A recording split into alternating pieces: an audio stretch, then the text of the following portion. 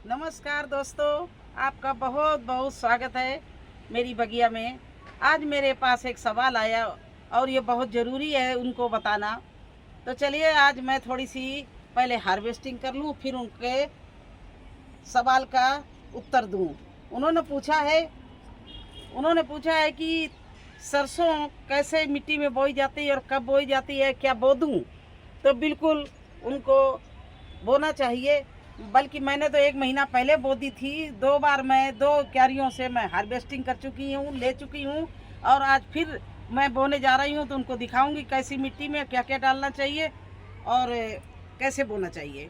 तो चलिए आज सरसों की हार्वेस्टिंग भी करेंगे, उन्हें दिखाएंगे और सरसों भी बोएंगे। वीडियो में बने रहना आप लोग।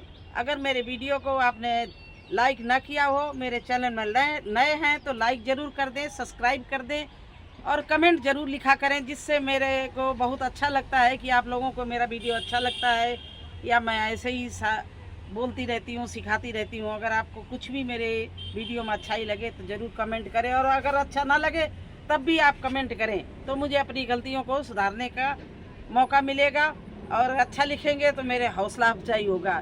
तो चलिए शुरू करते हैं वीडियो। तो देखिए मेरी सरसों तो फूल पर भी आ गई है। देखिए इसमें फूल भी आने लगा है।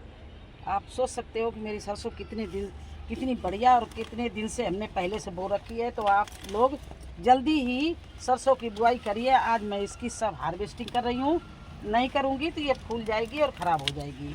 तो इस तरह से मैं सारी सरसों की, और देखिए सरसों कितनी बढ़िया मेरी यहाँ होती है, क्योंकि जो हम डालते हैं वो आपको दिखाएंगे। कितनी अच्छी खाद बना के हम डालते हैं और कैसे बोते हैं। तो ये देखिए मैंने इसमें से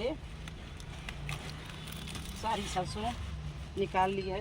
ये देखिए हार्वेस्टिंग कर ली है, थोड़ी सी रह गई, इसको भी निकाले ले रही हूँ।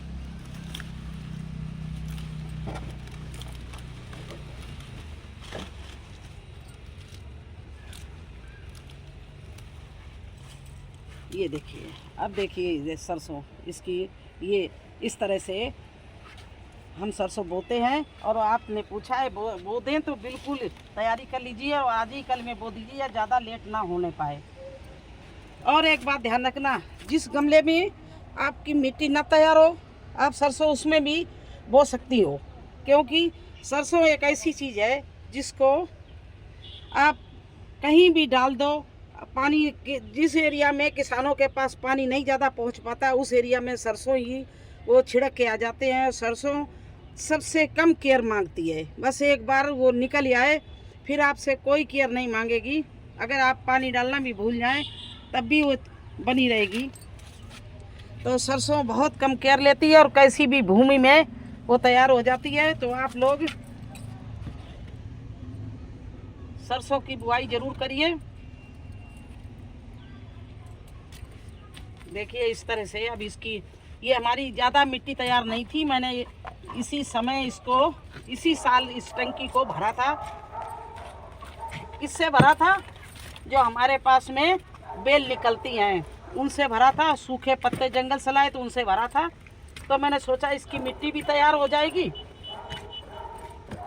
आगे सर्दियों की सब्जी लगाने के लिए, और सरसों भी तो मेरे को मिल जाएगी। अगर आप लोग ने टमाटर की पौध डाली हो और ग्रो बैग भी अभी तैयार किए हों तो आप लोग पहले उसमें सरसों डाल दीजिए। पानी पड़ता रहेगा, सरसों जम के आप हार्वेस्टिंग जम के तैयार हो जाएगी, आप हार्वेस्टिंग कर लेना। और इसके बाद उसमें टमाटर, गोभी, बंद गोभी कुछ भी लगा देना। आपकी ज़मीन, आपका गमला बहुत अच्छी मिट्टी तैयार हो जाएगी सरसों बोने से। ये देखिए इस तरह से ये टंकी बिल्कुल मिट्टी तैयार हो गई।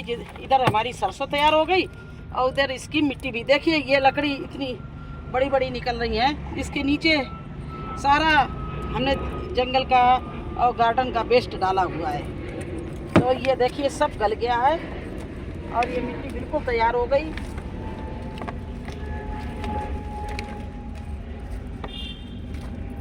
तो आप इसकी चिंता मत करना कि इसकी मिट्टी तैयार हो नहीं है, हम कैसे बोएं। आप आज ही गमला भर के लगा सकते हो। इसके लिए टमाटर और गोभी जैसा गमला आपको रेडी करने में ज़्यादा टाइम नहीं लगेगा, क्योंकि उनके गमले भर के 15 दिन 20 दिन छोड़ना पड़ता है। नहीं तो कीड़े लग जाते। सरसों में कोई कीड़ा नहीं लगेगा। सरसों जब फूल पे आती है, जब डर लगता है कि उसमें माऊ ना लग जाए। काला काला कीड़ा होता है फूलों में और फलियों में लगता है। बकाया सरसों बहुत कड़वी होती है, तीखी होती है, तो कोई भी कीड़ा नहीं लगता है, खुरखुरी होती है। तो इस तरह से ये सरसों निकाल के मैंने इसकी देखिए गुड़ाई कर दी। ज़्यादा गहरी गुड़ाई नहीं करेंगे, नहीं तो हमारा कचरा निकल आएगा। क्योंकि अब मिट्टी बहुत कम डालते हैं, थोड़ी बहुत डालते हैं। ये छत का मामला है, इतनी बड़ी टंकी है, तो अगर मिट्टी से भर देंगे तो बहुत वजन हो जाएगा, इसलिए इसको ऊपर ऊपर हम गोड़ रहे हैं। देखिए इस तरह से। अब इसमें मैं क्या करूँगी, ये पहले सरसों बोने के पहले हम पानी इसमें डाले दे रहे हैं, क्योंकि सरसों का दाना बहुत छोटा है। बाद में पानी डालेंगे तो वो पानी जो है वो दाना इधर उधर कर देगा। इस तरह से मैंने इसमें पानी डाल दिया। और ये मेरा संजीवनी बनाई थी वो पानी है, तो इस तरह से मिट्टी को अच्छा भी कर देगी। तो देखिए इस तरह से इसको पानी से बिल्कुल हम भरे दे रहे हैं। पूरी मिट्टी इसकी गीली कर ली है। अब मुझे क्या है, बोने के बाद में पानी की ज़रूरत नहीं पड़ेगी डालने की, क्योंकि वो दाना बहुत छोटा होता है। अगर ऊपर से पानी डालेंगे तो सारा दाना बह जाएगा, एक जगह हो जाएगा, कहीं ज़्यादा कहीं दूर। अब हम सीड लाते हैं, सीड बोएंगे।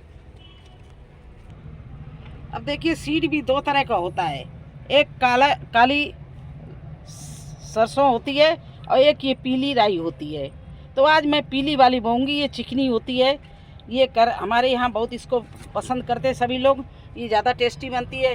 वो थोड़ा काली वाली अकराती है।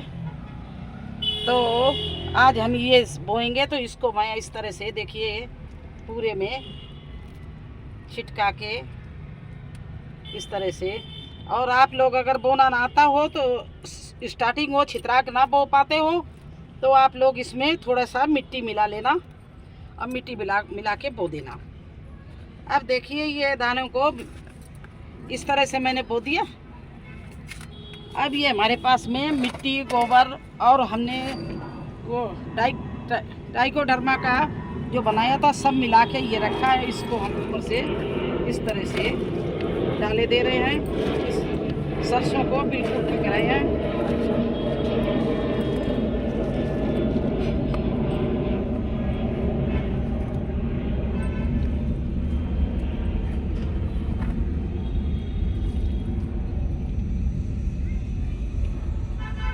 इसको आधा इंच ढक देंगे, क्योंकि ये क्या होता है, ये जब राई हुई, सरसों हुई, पालक हुई, मेथी हुई, ये फूलते हैं तो सब ऊपर दाने आ जाते हैं। और जब ऊपर आ गए तो हमारा दाना बेकार हो जाता है। इसलिए इसको अच्छे से चारों तरफ से बिल्कुल इस तरह से ढकना है।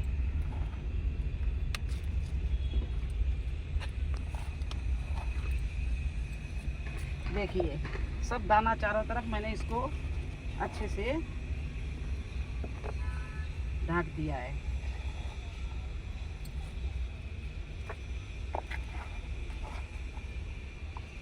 तो इस तरह से आप टाइम से सरसों, पालक, मेथी बोते रहिए। और हरी सब्जी तो अब शुरुआत हो गई है, तो अब ये मार्च अप्रैल तक आपको बोने पड़ेंगे टाइम से और हार्वेस्टिंग करनी पड़ेगी। सरसों कम से कम आप 8-10 बार सर्दियों में बोएंगी, तब जाके आपको बराबर मिलती रहेगी। और ये देखिए ये हार्वेस्टिंग मैंने कर ली है। तो अब आपके समझ में आ गया होगा कि मैं सरसों कैसे उगाती हूँ और कैसे हमारे यहाँ सरसों इतनी अच्छी होती है।